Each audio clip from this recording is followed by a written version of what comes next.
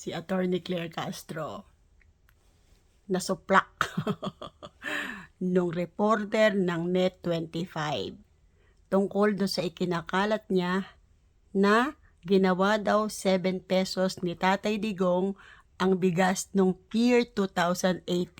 In-announce daw yon sa SONA. Hindi siya nakapalag. Wala siyang masabi. Ang sabi nung reporter sa Net25, binanggit niyo po yon sa vlog niyo ba yon? O whatever. Sabi ganun. O diba? Sabi niya, hindi yan mula sa presidente. Diba? Ibig sabihin, si Attorney Claire Castro na tagapagsalita ng Pangulo, bukod sa pagiging tagapagsalita niya ng Pangulo, meron pa siyang sariling blog. Sariling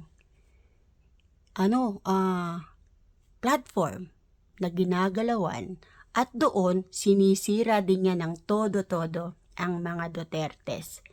Ngayon, Attorney Claire, ano feeling?